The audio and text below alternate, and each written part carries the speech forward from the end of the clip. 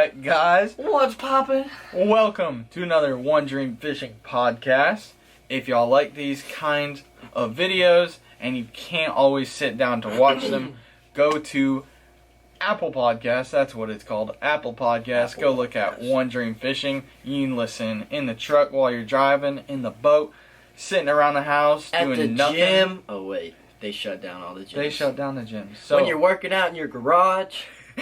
and when you have nothing else to do because you are on lockdown, listen to our podcast. What's poppin', everybody? What's up? And welcome To Back.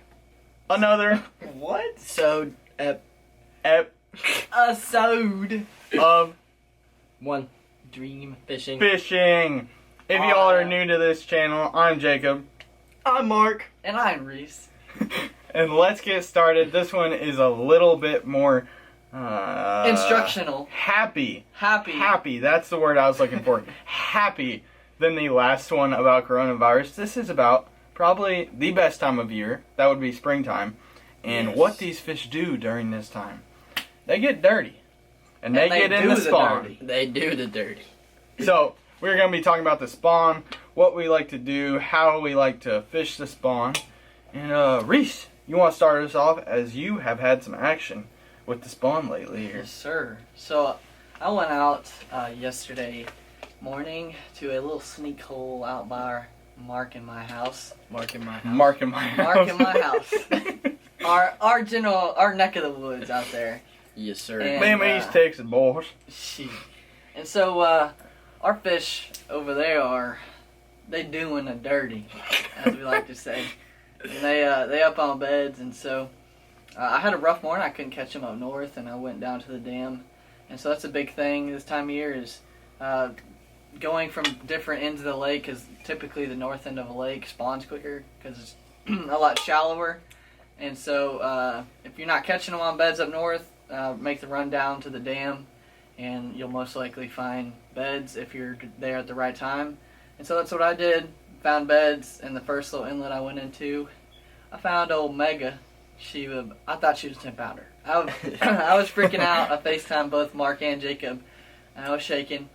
And I sat on that fish for about an hour and a half, and caught me a 7 pounder. So this podcast, we're going to be basically telling you tips that we use on beds, what baits we throw, and really how to trigger those fish on beds, because they're not thinking about eating, they're thinking about making babies. So Jacob, you want to tell them? Yeah, I can start off here a little bit. I was actually out on the water yesterday, and the water was 74 degrees, but the water where I was fishing is this really, really dark. Your water was 74? Mine was 74, 60. Yeah. 74, 75 degrees. Golly. Yeah, so some of these fish are already post-spawn, and they're already done doing the dirty, but a lot of them are still getting up there, but it's this really dark water, a lot of grass, so it's hard to actually see these beds. So what I do when I run into a situation where I know there's fish up shallow, doing the dirty like we've been saying, I'll pick up a wacky rig and just throw it as close as I can to the bank. Where I was, there were cypress trees, and just skipping a wacky rig, making sure it's hitting the base of that tree. A lot of fish will be right up cruising around there. Even if they're post-spawn, a lot of them will be hanging out in that type of area. And I think the wacky rig is probably one of the most... Okay. No, I heard you drink a Monster. Usually, Oh, yeah. I'm good. what y'all don't know is that coffee had the coronavirus in it. Look at his computer. What I was trying to say is usually based on the water clarity, I'll go anywhere from watermelon to black and blue, and that's only my 2 colors when I'm fishing the spawn. But when I can see the fish, actually, let's take Mark. Why don't you explain what you like to do when you can see them? When you can see them, okay. I think I might have caught one fish off a bed I could see this year. Okay. And that fish actually came off of a weightless Cinco. So I've been catching a lot of fish that I can't see with the weightless Cinco up shallow. For some reason, this time of year, they just love that slow fall of that Cinco. and especially the bigger one, the 6-inch Cinco. You can cast it a lot better. You can skip it better. But that Cinco, that big Cinco, just falls just kind of like this down, and they just can't resist it. I was out on the lake the other day, and we were fishing these grass beds, and you couldn't you couldn't really see the fish, but you know that they're there spawning in those grass beds. It was about 3 foot of water, and we were just tearing them up on that weightless Cinco. But also on the beds that I could see, that one fish I did catch that I could see did come off a weightless Cinco. So I'll always start off there when I'm bed fishing, and then kind of rotate baits depending on what mood that fish is in. And also on the fish that I can't see, I've been catching them on a frog. So sorry, I'm still recovering from that coffee incident. But no, the frog's awesome because this time of year, springtime, there's a lot of emergent vegetation in the water. So just putting that frog over that stuff where you can't get a bait in, and really drawing those fish up is a great way to target those spawners. Yeah, another thing I wanted to add with the wacky rig around trees is for the longest time I was throwing just your traditional weightless Senko, Texas rigged, and I could not force a bite. Big Senko, 5-inch Senko, I could not get a bite. Switch to the wacky rig, downsize, the spinning tackle, and don't be scared to do that right now. Sometimes these fish are finicky when they're getting on the bed or right when they're coming off the bed into post spawn, so don't be scared to break out the spinning tackle during the spawn. Yeah, I think Reese, you actually caught one on 8-pound test the other day, right? Yeah, so basically what I do when I can actually see them and I'm sight fishing, every fish is different. They act different on beds, and so while I was fishing the other day, it was a big thing to rotate baits on beds, and so when I was fishing for that 7-pounder, I made about 5-6 flips in the bed with each bait, and then I could just tell by the way the fish was acting what I needed to do. And so I threw just a black and blue jig on that bed so I could see it, and I got no love from that fish on that jig. So threw a swim jig, swam it in there because some fish like it to be moving and they want to react to it.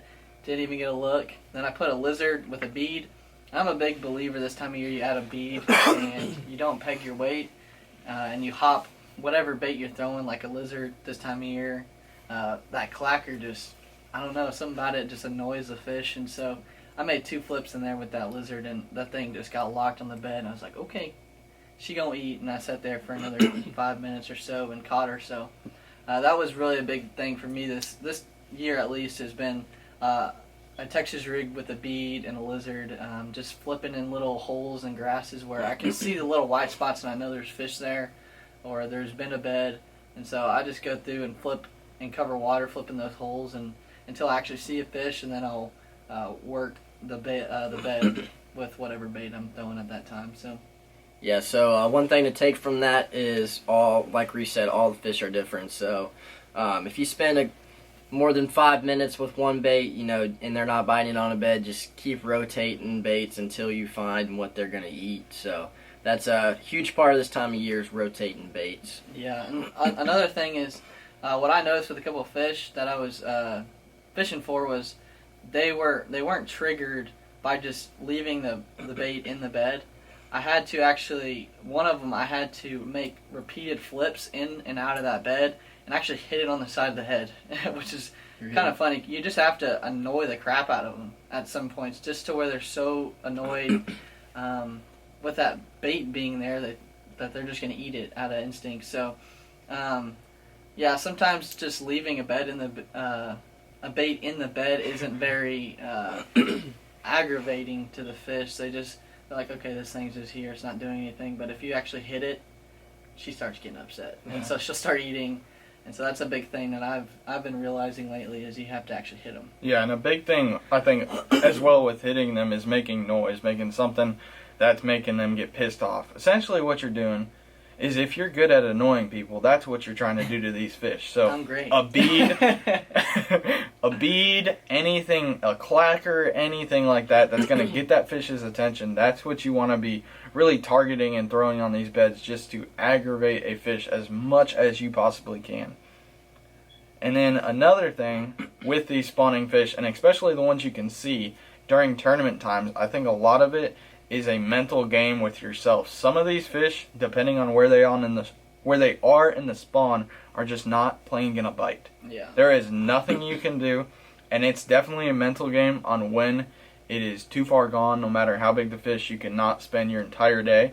So that's probably one of the biggest lessons I put forward with spawning fish, is just not getting caught up with the fish. Like earlier in the week, I got caught on maybe like a 4 or 5 pounder that I literally sat there and rotated baits and flipped at her and threw everything I had for like literally 2.5 hours and nothing. And that's a mistake you cannot make in a tournament. And I think that's the biggest thing during the spawn, is people getting caught up on uncatchable fish.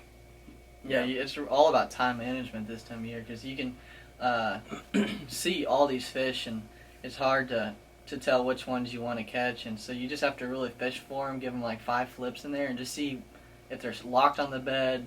And what basically locked on the bed is they won't move, so they're stuck on the bed. They're not cruising off and just wandering around, not coming to the bed. So you really have to tell what mood the fish is in to see where they are and whether they're going to bite or not.